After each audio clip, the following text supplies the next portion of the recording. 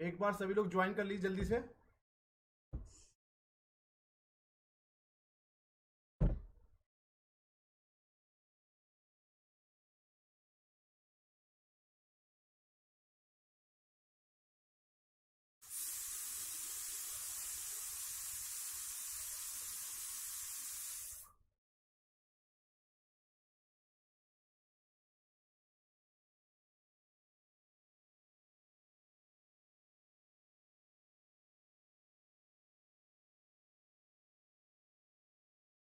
Very good evening everyone.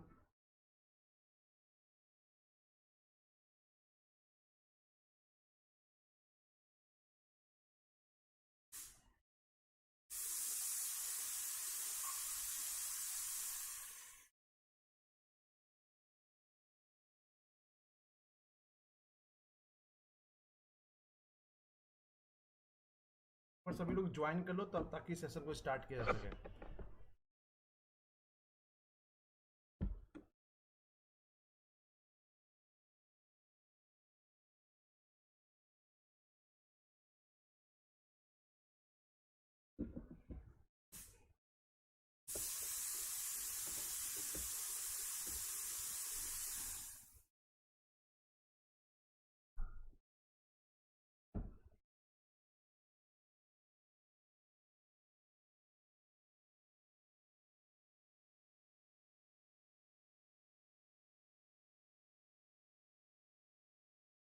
Please join everyone so we can start today's lecture that is all about the cost function and type of cost.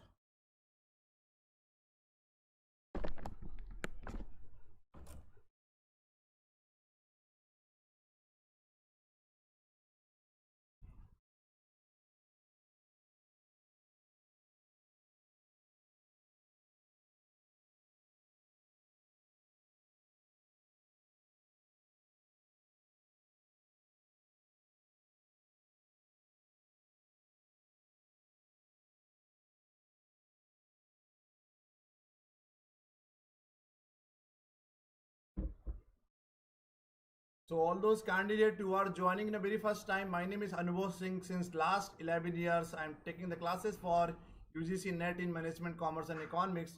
And I used to work with India's top teaching and research organization like IIM Lucknow, Lucknow University, LPU, MIT University, SARDA, IFMTR, UP government. Mentored more than 1000 candidate, 1000 से ज़्यादा बच्चों को net JRF qualify करा चुके हैं commerce management और economics में. Crack the UGC net JRF 4 times in commerce and management. Published more than 20 research papers in top quality journals, MBA International Business, MCOM IB, MA Economics and PhD Applied Economics. So today's topic is all about the cost. जल्दी से सभी लोग join कर लीजिए. Yes. So firstly we'll start with the cost function. What is all about the cost function? The cost function expresses a functional relationship between total cost and factors that determine it. Usually the factor that determine total cost of production C, of a firm or the output Q, the level of technology is T, the prices of the factors PF and the fixed factor F. The cost function becomes the C is equal to F Q T PF into F. तो cost functions क्या होता है? Cost function तीन चार चीजों से मिलकर बना होता है. कॉस्ट ऑफ प्रोडक्शन सी, उसी को हम लोग बोलेंगे Q is equal to firms और द आउटपुट कितना है उसका, क्वांटिटी कितनी निकल रही है. टी टेक्नोलॉजी कौन सी यूज कर रहे हैं. P of price of the factor, जो फैक्टर्स यूज कर रहे हैं उसके प्राइसेस क्या है. और फिक्स फैक्टर्स, फिक्स कॉस्ट कितनी इंक्लूड है. Cost function require the multi dimension diagram which are difficult to draw, so assuming that all other factors are constant, which means that the total cost C is the function of F which of output Q. तो C is equal to FQ. बचे हुए सब factor हम लोग constant मान रहे हैं. Fix asset हम लोग फिक्स फैक्टर हमारा कांस्टेंट हो गया, हमारा टेक्नोलॉजी हमारी कांस्टेंट हो गई, प्राइसेस ऑफ द फैक्टर हम लोग कांस्टेंट मानकर चल रहे हैं. तो which means that the total cost is a function of output C is equal to FQ. तो cost function is observe both in a short run and the long run. तो दोनों में, शॉर्ट रन की बात करिए, long run की बात करिए, दोनों में कॉस्ट फंक्शन को ऑब्जर्व किया गया है. टाइप्स ऑफ कॉस्ट फंक्शन की बात करेंगे तो नॉर्मली कॉस्ट फंक्शन देखिए बहुत समझने वाला नहीं है. इसमें कॉस्ट फंक्शंस में क्या है कि cost function express a fundamental relationship between the total cost and the factor that determine its. Total cost के बीच में और जितने सारे फैक्टर जिसको डिटरमाइन करते हैं कॉस्ट को, उन दोनों के बीच में एक फंडामेंटल रिलेशनशिप है या फंक्शनल रिलेशनशिप है, उसी को हम लोग कॉस्ट फंक्शन कहते हैं। Usually the factor that determine total cost of production C from output, ये हमने आपको बताई दिया। ये नया चीज है, आपको पहली बार देखने को मिल रहा होगा कि types of cost function. Mainly 3 types के कॉस्ट फंक्शन होते हैं, linear cost function, quadratic cost function और cubic cost function. Linear cost function, quadratic cost function और क्यूबिक कॉस्ट फंक्शन। पहला आ गया linear cost function. Linear cost function क्या होता है बच्चों कि it shows a relationship, it shows a linear और straight line relationship between the output and cost. ये आपस में आउटपुट और कॉस्ट के बीच में स्टेट और लीनियर रिलेशनशिप दर्शाता है। The variable cost change in the same amount as the output of the organisation, it express TC is equal to A plus B Q. ठीक है, तो नोट कर लीजिए सब point. TC is equal to total cost, Q is equal to quantity produce, A is equal to constant that indicate the value of total cost when output is 0. B is equal to slope of the straight line that deficit the relationship between cost and output. तो linear cost function क्या है? Linear cost function output और cost के बीच में एक straight line और linear relationship आपस में दर्शाता है, जिसका फॉर्मूला क्या है? TC is equal to A plus B Q. TC is equal to total cost, A हमारा हो गया constant that indicate the value of total cost, B हो गया हमारी slope of the straight line, Q हो गया हमारी क्वांटिटी प्रोड्यूस, कितनी क्वांटिटी हम लोग प्रोड्यूस कर रहे हैं। यहां पर देखिए जो फार्मूला है, क्वांटिटी 0 है, फिक्स कॉस्ट 0 है, फिक्स कॉस्ट 10 है, वेरिएबल कॉस्ट 0, सब कुछ 0 हो जाएगा। क्वांटिटी 1 है, फिक्स कॉस्ट 10 हो गई, वेरिएबल कॉस्ट 2 है, तो फार्मूला क्या टोटल कॉस्ट का? Fix cost plus variable cost, 10 plus 2 12। Average fix cost कैसे निकलती है? फिक्स कॉस्ट अपॉन क्वांटिटी, तो 10/1 कितना हो गया? 10। एवरेज वेरिएबल कॉस्ट कैसे निकलती है? Variable cost fix cost, variable cost कितनी है हमारे यहाँ पे? ठीक है, तो BC अपॉन क्यू, तो कितना हो जाएगा? 2/1 इज इक्वल टू ट्यू। ये टोटल क्वालिटी TC कितना है हमारा? 12, क्वांटिटी कितनी है? 1, तो 12/1, तो MC कितना हो गया? मार्जिनल कॉस्ट कितनी हो गई? 12। तो फॉर्मूला सब दिए हुए हैं, देख सकते हैं यहाँ पर। क्वांटिटी अगर 2 कर देंगे तो कैसे सेट चेंज होते हैं कि फिक्स कॉस्ट वेरिएबल कॉस्ट दी हुई है, टोटल कॉस्ट निकालने के लिए fix cost plus variable cost कर देंगे, एवरेज फिक्स कॉस्ट निकालने के लिए फिक्स कॉस्ट अपॉन क्वांटिटी कर देंगे, एवरेज वेरिएबल कॉस्ट निकालने के लिए वेरिएबल कॉस्ट अपॉन क्वांटिटी कर देंगे, एवरेज टोटल कॉस्ट निकालने के लिए टोटल कॉस्ट बाय क्वांटिटी कर देंगे। ठीक है, और जितना एवरेज टोटल कॉस्ट होगा उतना हमारा, ठीक है, नेक्स्ट हो गया हमारा 12। तो लीनियर कॉस्ट फंक्शन का ग्राफ कैसा होता है? इधर होगा आउटपुट, इधर होगा कॉस्ट, ये हमारी स्ट्रेट लाइन हो गई टोटल TFC, ये हमारी टोटल वेरिएबल कॉस्ट हो गई, ये हमारी टोटल कॉस्ट हो गई। ठीक है, तो टोटल वेरिएबल कॉस्ट और टोटल कॉस्ट हमेशा हमारी TFC से ज्यादा होगी। यहां पर देखिए एवरेज कॉस्ट और मार्जिनल कॉस्ट निकालना हो तो ये कर्व बनेगा, ये मार्जिनल कॉस्ट हमारी बिल्कुल स्ट्रेट होगी और एवरेज कॉस्ट हमारी कर्व बनेगा। सेकंड हो गया क्वाड्रेटिक कॉस्ट फंक्शन। पहला था हमारा लीनियर और स्ट्रेट लाइन कॉस्ट फंक्शन, जिसमें क्या था? दोनों की कॉस्ट, लीनियर कॉस्ट फंक्शन में क्या था कि linear straight line relationship between the output and cost के बीच में रिलेशनशिप दिखा रहे थे, जिसमें TC is equal to A plus B Q का फॉर्मूला था। अगला हो गया हमारा quadratic cost function. If there is a diminishing return to the variable factor, the cost function become the quadratic. Note कर लीजिए पॉइंट ये वाला बच्चों, if there is a diminishing return to the variable, अगर रिटर्न हमारे diminishing है, नीचे तरफ जा रहा है, diminishing return to the variable factor, the cost function become the quadratic. There is a point beyond which TP is not proportionate, therefore the marginal product of the variable factor will be diminish। क्या होगा? Marginal product हमारा automatically क्या हो जाएगा? Variable factor का diminishing में हो जाएगा, घटते क्रम में हो जाएगा। And if TP actually falls, MP will be negative. अगर टोटल प्रोडक्ट हमारा क्या होगा? फॉल होगा, तो हमारा MP क्या होगा? हमारा नेगेटिव हो जाएगा। In other words, there is a point beyond with additional increase in the output can not be made, so cost rise beyond the point becomes output. ये आपको समझना नहीं है, केवल यहां पर ये समझना है if there is a diminishing return to the variable, अगर वेरिएबल फैक्टर्स में हमारा डिमिनिशिंग रिटर्न होगा, कॉस्ट फंक्शन हमारा क्वाड्रेटिक हो जाता है। बस इसको हम लोग कैसे समझाते हैं? T C is equal to A plus B Q upon C Q square.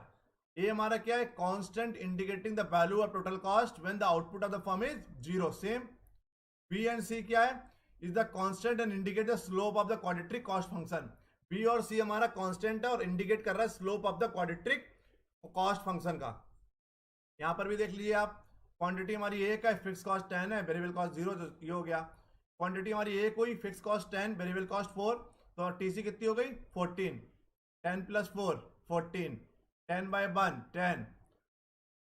ये वेरिएबल कॉस्ट कितनी है 4 बाय क्वांटिटी कितनी है 1, वो टीसी अपॉन क्यू, टीसी कितनी है 14, 14 अपॉन 1 कितना हो गया, ठीक है। तो ऐसे ही हम लोग पूरा निकालेंगे, जैसे जैसे क्वांटिटी हमारी बढ़ेगी उसी अकॉर्डिंगली हम लोग marginal cost, average total cost सब कुछ निकाल सकते हैं। क्वाड्रेटिक कॉस्ट फंक्शन क्या होगा, उसमें देखिए ऊपर से क्या आता है, यहां पर फिक्स कॉस्ट हमारी कांस्टेंट रहेगी, टोटल वेरिएबल कॉस्ट और टोटल कॉस्ट।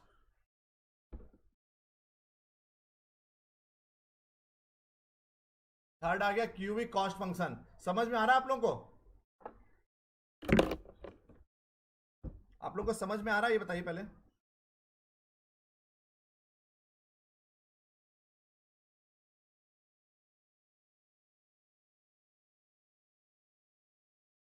जो लोग पहली बार चैनल पर आए प्लीज सब्सक्राइब कर लीजिए चैनल को।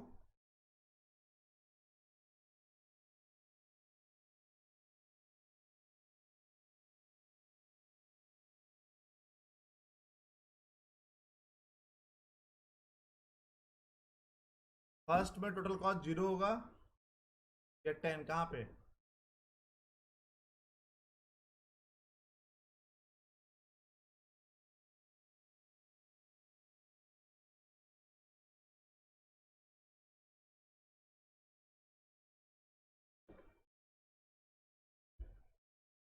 टेन होगा यहाँ पर। हाँ ठीक कह रहे हैं, क्योंकि 10 प्लस 0 इज इक्वल टू 10 होगा, वो देख लीजिएगा 10 होगा बेटा, जो भी ठीक कह रहे हैं आप।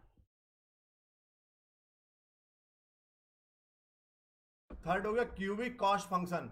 The slope of the total variable cost curve is like inverse. This shape indicate that if more and more of the variable factor is applied to the fixed factor, then the output of the firm initially increase at an increasing rate, then a constant rate, and finally it start to diminishing। ये समझिए पहले बात, अगर shape of the total variable cost is like a inverse, अगर आपका variable cost का curve inverse में होता है, इसमें क्या होगा, this shape indicate that if more and more of the variable factor is applied to the fix factor, अगर हम लोग ज्यादा से ज्यादा वेरिएबल फैक्टर फिक्स फैक्टर में अप्लाई करेंगे तो output of the firm initially increase करेगा। आउटपुट क्या होगा, स्टार्टिंग में इंक्रीज करेगा एट एन इंक्रीजिंग रेट, फिर कांस्टेंट हो जाएगा, फिर क्या होगा, फाइनली स्टार्ट टू डिमिनिशिंग। कहने का मतलब है टोटल कॉस्ट में वेरिएबल कॉस्ट जितना ज्यादा मिलाएंगे, स्टार्टिंग में तो ये इंक्रीजिंग रेट पर रहेगा, बाद में कांस्टेंट हो जाएगा, बाद में ये डिमिनिशिंग पे हो जाएगा क्यूबिक में, ठीक है। The average variable cost initially decrease, average variable cost क्या होगी, average variable cost initially decrease reach its minimum, then finally it start to increase again. पहले डिक्रीज करेगी, फिर मिनिमम होगी, फिर क्या होगा, इंक्रीज करना शुरू कर देगी। तो क्यूबिक में टोटल वेरिएबल कॉस्ट हमारी पहले बढ़ेगी, फिर कांस्टेंट होगी, फिर हमारी घटेगी, बट एवरेज वेरिएबल कॉस्ट हमारी पहले डिक्रीज होगी, फिर मिनिमम होगी, फिर क्या होगा, हमारा इंक्रीज होगी। This also result in the increase in the total variable, total variable भी हमारा बढ़ जाएगा। Total variable cost and total cost at a diminishing rate initially. The cubic cost function क्या है, TC is equal to A plus B q minus c Q square plus d q 3। ये note कर लीजिए सब, यहां से question पूछा नहीं जाता, केवल समझाने के लिए आपको बता रहे हैं कि तीन टाइप का होता है, क्वाड्रेटिक हो गया हमारा, क्यूबिक हो गया और स्ट्रेट लाइन हो गया। देखिए यहां पर ठीक लिखा हुआ है, वहां पर लिखने में थोड़ा सा मिसप्रिंट हो गया था।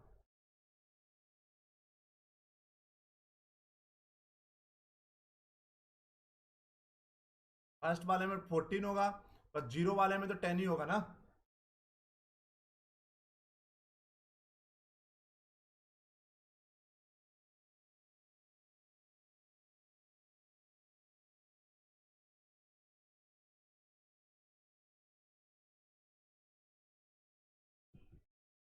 एक ग्राफ देख लीजिए, क्यूबिक का कॉस्ट आउटपुट पहले क्या होगी, ठीक है, टोटल फिक्स कॉस्ट हमारी बढ़ेगी, फिर क्या होगी, घटेगी, फिर क्या होगी हमारी, सेकंड में कांस्टेंट होगी, थर्ड में क्या होगी हमारी, डिमिनिशिंग में आना शुरू हो जाएगी। समझ गए तीनों, क्यूबिक, क्वाड्रेटिक और स्ट्रेट लाइन और लीनियर।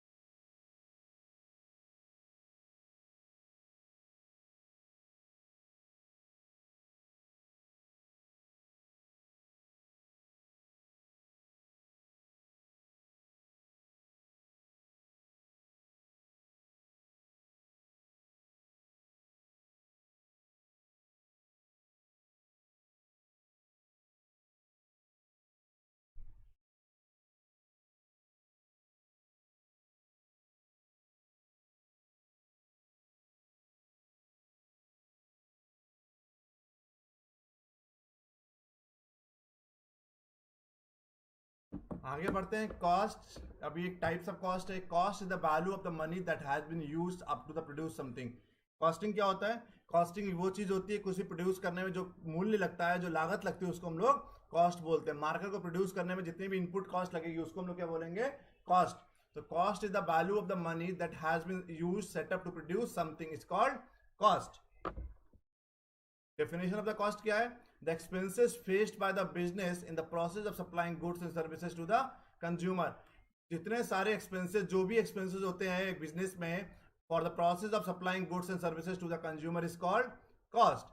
मतलब एक गुड्स और सर्विसेज को प्रोड्यूस करने में या सप्लाई करने में whatever the expenses incurred, जितने भी टाइप के एक्सपेंसेस हमारे होते हैं उसको हम लोग क्या बोलते हैं बच्चों? कॉस्ट कहा जाता है उसको। अब ये बहुत इंपॉर्टेंट है, वेरी इंपॉर्टेंट।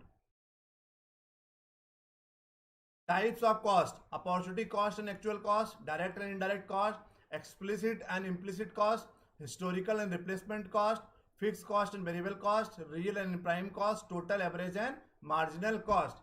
तो ये 7-8 तरीके की कॉस्ट जो है ये बहुत इंपॉर्टेंट है। यहाँ से क्वेश्चन 100% 3-4 क्वेश्चन मिलने की पूरी संभावना है इस बार। तो टाइप्स ऑफ कॉस्ट में अपॉर्चुनिटी कॉस्ट, अब एक एक करके हम लोग लेंगे। Opportunity cost and actual cost क्या होती है? Opportunity cost, cost incurred for losing the next best alternative. आप सपोज दैट, देखिए कोरोना चल रहा है, आप लोगों को एक पर्याप्त समय मिल रहा है कि आप पढ़ाई, पीजीटी की पढ़ाई कर लें बैठ के, घर बैठे। उसमें भी अगर आपको क्लासेस नहीं ले पा रहे तो you are missing the opportunity. तो कहीं ना कहीं अपॉर्चुनिटी कॉस्ट इनकर्ड हो रही है। तो कोई एक अल्टरनेटिव मिस करने में, कोई अल्टरनेटिव लूज करने में जो कॉस्टिंग इंक्लूड हो रही है, उस जिससे पर्टिकुलर कोई फायदा हो सकता था बट आपने यू हैव मिस्ड आउट या you have lose out in alternative, उसको बोलते हैं अपॉर्चुनिटी कॉस्ट। यहाँ पर देखिए आप घर बैठे कोचिंग पढ़ सकते हैं, घर बैठे पढ़ सकते हैं, बट आप लोग और पूरा टाइम भी मिल रहा है ड्यू टू द लॉकडाउन। उसके बाद भी अगर आप नहीं पढ़ रहे हो तो कहीं ना कहीं अपॉर्चुनिटी कॉस्ट आप लूज कर रहे हो। तो अपॉर्चुनिटी कॉस्ट चॉइस 1, चॉइस 2, अगर आपने एक चॉइस को चूज कर लिया, दूसरी चॉइस को छोड़ दिया, तो उसको छोड़ने में जो कॉस्ट आपकी लग नहीं रही है उसको अगर पकड़ लेते तो क्या फायदा होता? तो cost incurred for losing the next best alternative is called opportunity cost. Actual cost क्या होती है? An actual amount paid or incurred as opposed to estimated cost or standard cost. एक किसी भी कोई भी चीज, कोई पर्टिकुलर प्रोडक्ट्स को प्रोड्यूस करने में जितनी एक्चुअल कॉस्ट या अमाउंट हमने पे किया है उसको हम लोग एक्चुअल कॉस्ट कहते हैं। 10 रुपए लगे या 20 रुपए लगे या 50 रुपए का मार्कर बना, तो whatever the actual amount we have been paid, ठीक है, या एस्टिमेट कॉस्ट जो भी होती है उसको हम लोग कहते हैं एक्चुअल कॉस्ट। फिर explicit and implicit cost. Explicit cost वो होती है, explicit cost refers to the money expended to buy और hire resources from outside of the organisation for the process of production. हमने अपने ऑर्गेनाइजेशन में, अपने संस्था में कुछ पर्टिकुलर कोई भी चीज प्रोड्यूस करने के लिए कुछ कोई मशीन या कुछ भी नया चीज हम हायर कर रहे हैं, कोई मशीन की बात करिए, ट्रांसपोर्टेशन की बात करिए, कोई टेक्नोलॉजी की बात करिए, किसी इंसान को हायर किया, इंडिविजुअल को, तो whatever the cost will be incurred, that cost will be called as a explicit cost. दोबारा बता रहे हैं, explicit cost refers to the money expended to buy और hire resources from outside the organisation for the process of production. एक कोई particular process, particular production को करने के लिए आप बाहर से कोई चीज हायर कर रहे हैं, भले इंडिविजुअल को हायर कर रहे हैं, टेक्नोलॉजी को हायर कर रहे हैं, ट्रांसपोर्टेशन की कोई मशीन हायर कर रहे हैं, उन सब चीजों को बोलते हैं हम लोग एक्सप्लिसिट कॉस्ट। सेकंड हो गया implicit cost. Implicit cost refers to the cost of the use of self owned resources of organization that are used in production. Implicit cost कहते हैं कि कोई भी चीज जो सेल्फ ओन्ड रिसोर्सेज था, अपने संसाधनों का यूज करके कोई प्रोडक्शन कर रहे हैं संस्था में, उसको बोलते हैं implicit cost. Implicit cost refers to the cost of the use of the self owned resources. जो खुद का पर्सनल चीजों के लिए आपने कोई रिसोर्सेज लिया था, पर्सनल चीज का कोई संसाधन था, कोई सेल्फ ओन्ड रिसोर्स, खुद से रिसोर्सेज कुछ आपने बनाया था, ऐसे रिसोर्सेज को यूज करके कोई प्रोडक्शन कर रहे हैं, उसको हम लोग बोलते हैं इम्प्लिसिट कॉस्ट। तो एक्सप्लिसिट कॉस्ट हो गया आउटसाइड ऑफ द ऑर्गेनाइजेशन, कोई प्रोडक्शन कर रहे हैं, कोई चीज हायर कर रहे हैं, कोई चीज खरीद रहे हैं, उसको एक्सप्लिसिट कॉस्ट कहते हैं। इम्प्लिसिट कॉस्ट में विद इन द ऑर्गेनाइजेशन में सेल्फ ओन्ड रिसोर्सेज को यूज करके कोई प्रोडक्शन कर रहे हैं संगठन के अंदर, संस्था के अंदर, उसको इम्प्लिसिट कॉस्ट के नाम से जाना जाता है। कोई डाउट? एक्सप्लिसिट और इम्प्लिसिट में कोई डाउट?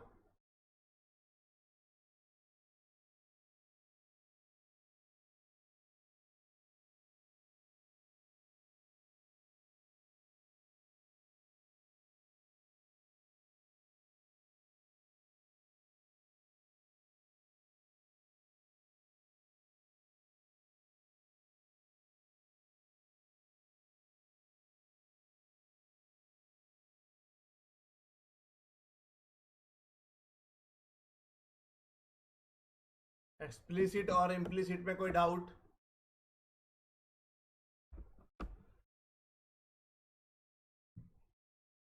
फिर आया डायरेक्ट कॉस्ट और इनडायरेक्ट कॉस्ट। डायरेक्ट कॉस्ट और indirect cost. Direct cost is a cost. Direct costs are those costs that are directly accountable to specific cost objects such as process of production. Wages पे कर रहे हैं, paid, wages paid, salary paid, labor, material. तो direct cost वो होती है ऐसी सभी कॉस्ट जो डायरेक्टली किसी पर्टिकुलर प्रोडक्शन में इन्वॉल्व होती हैं या प्रोडक्शन के प्रोसेस में इन्वॉल्व होती है, उस सबको हम लोग डायरेक्ट कॉस्ट के नाम से जानते हैं। तो direct cost are those cost that have been directly accountable to specific cost object such as process or product. Wages pay किया, मजदूरी पे की, सैलरी पे की, मटेरियल खरीद के लिए किया, ऐसी सभी कॉस्ट को डायरेक्ट कॉस्ट कहते हैं। फिर आया indirect cost. Indirect cost are those cost which are not directly accountable to specific cost object not directly related to the production. ऐसी सभी कॉस्ट जो डायरेक्टली प्रोडक्शन से या ऑब्जेक्ट से रिलेटेड नहीं है बट कहीं ना कहीं कॉस्ट इनकर्ड होती है, जैसे मेंटेनेंस कॉस्ट हो गई, आपने कोई बिजनेस का इंश्योरेंस कराया, टेलीकॉम कराया, जैसे गाड़ी को चलाने के लिए आपका जो पेट्रोल हो गया वो डायरेक्ट कॉस्ट हो गया, बट जो आप इंश्योरेंस करा रहे हैं, ठीक है, उसका पॉल्यूशन जो कराते हैं उसको बोलते हैं इनडायरेक्ट कॉस्ट। ऐसे कंपनी में जो डायरेक्टली जो आप लेबर की बात करिए, सैलरी पे किया, मटेरियल जो लेके आए, उसको डायरेक्ट कॉस्ट कहेंगे।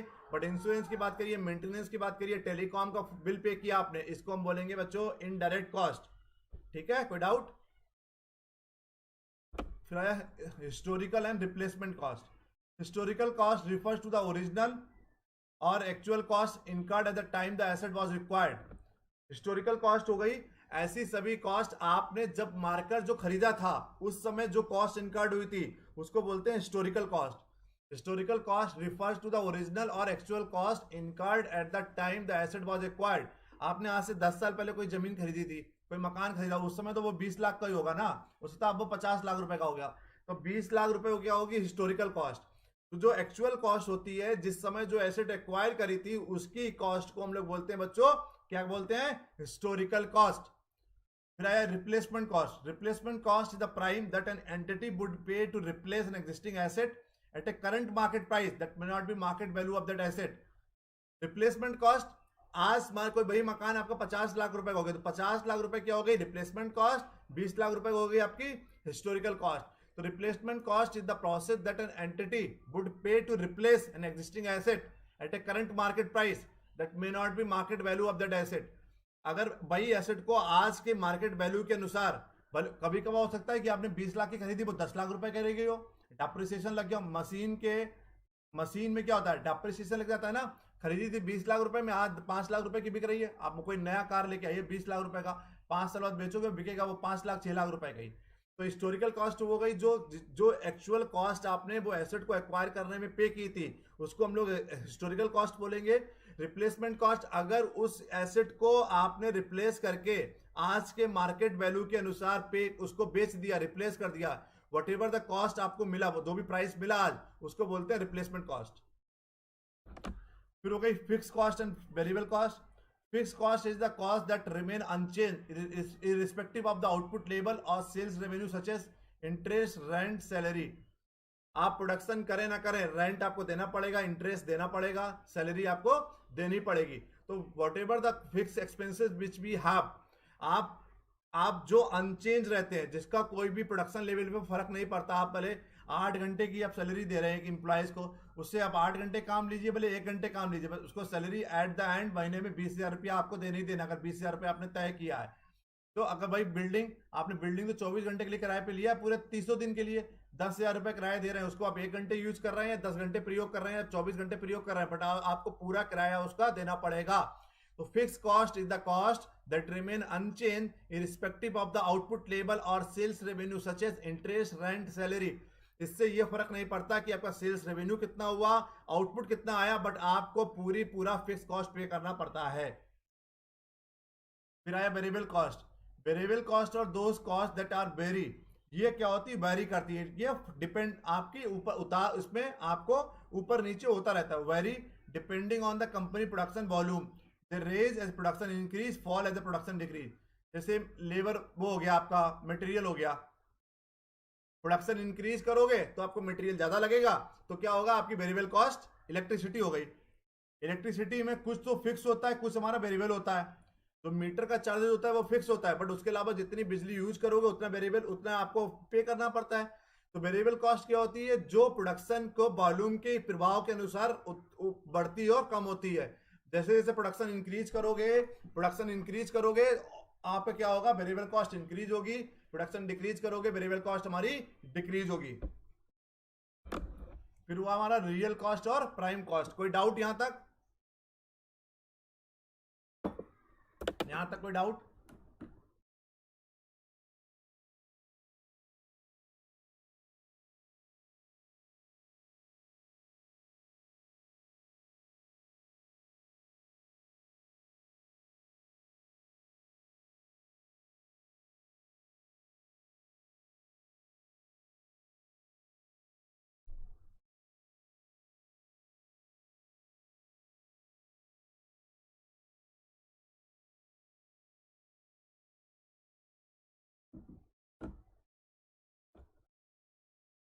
यहां तक कोई डाउट?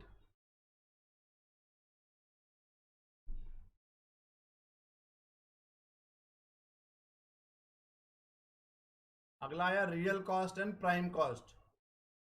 प्रतिमा, रोहित, रूबी,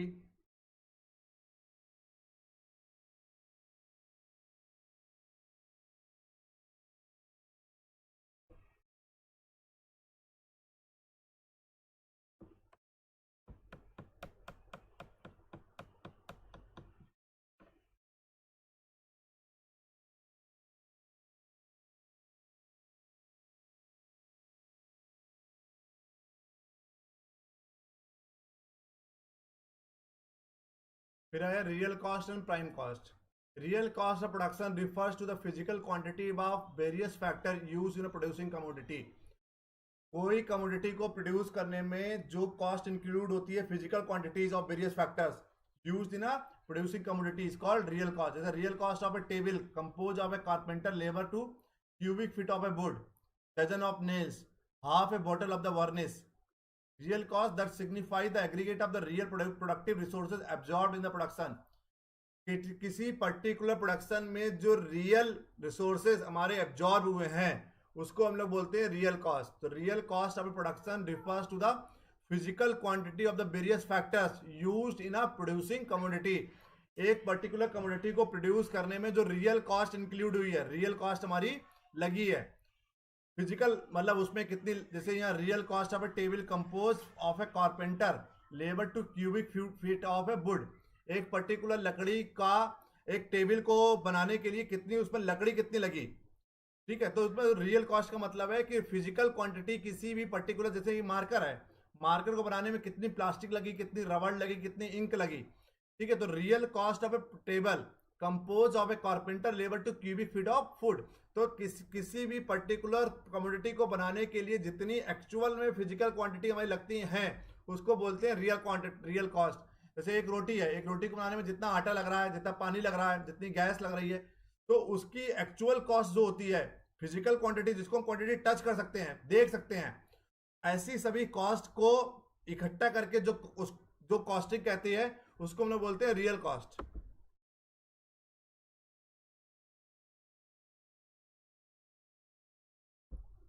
यह प्रतिमा ये रियल कॉस्ट और ये सॉरी हिस्टोरिकल और रिप्लेसमेंट कॉस्ट हमारा फिक्स एसेट की होती है। Prime cost, direct cost of commodity in terms of the material and labour involved in its production including fix cost.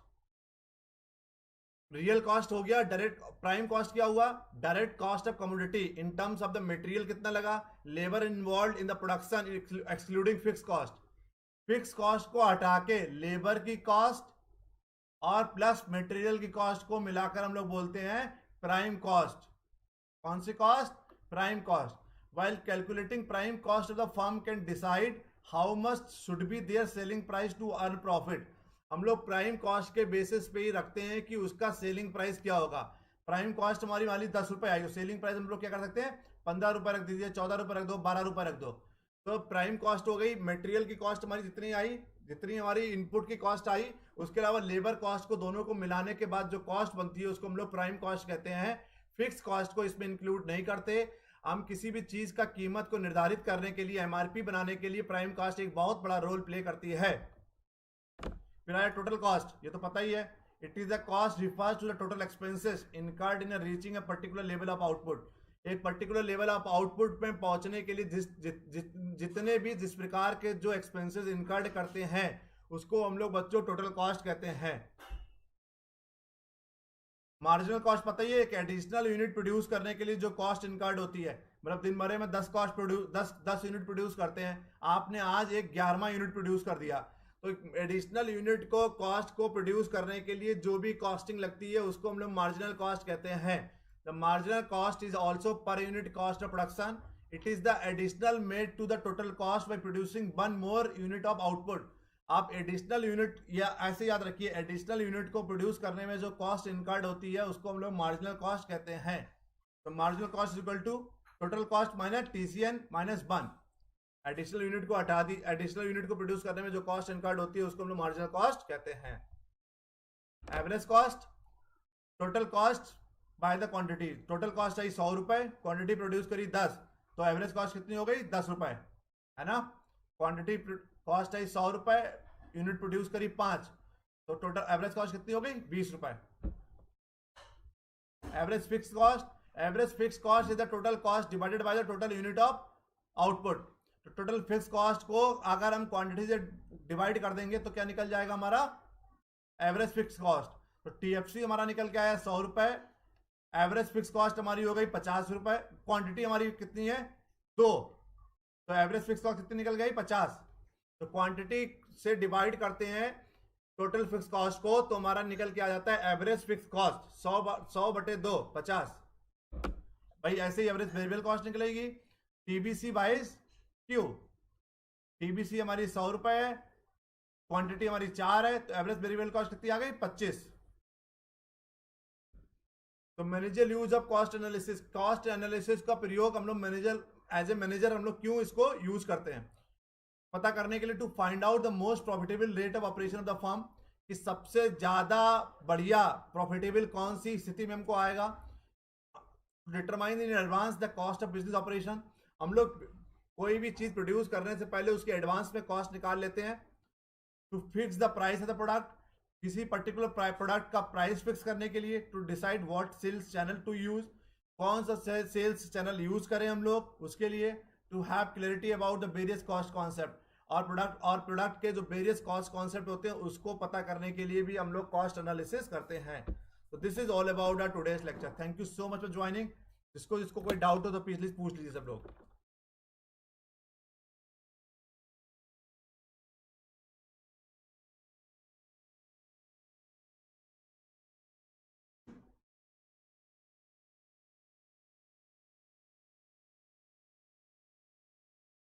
Notes हम अभी आपके आज वाले और कल वाले दोनों एक साथ भेज दे रहे हैं, पढ़ लीजिएगा।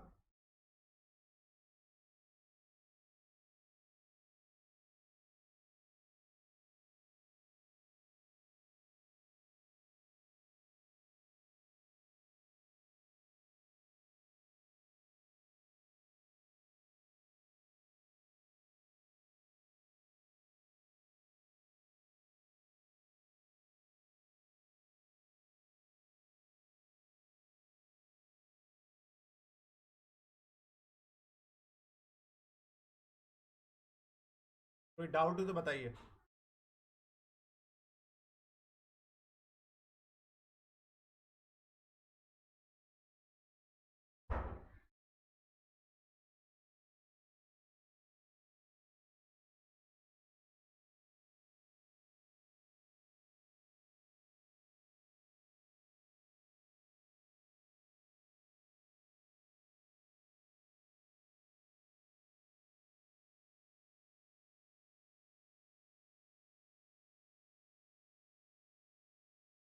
तो once again, thank you so much for joining बच्चों।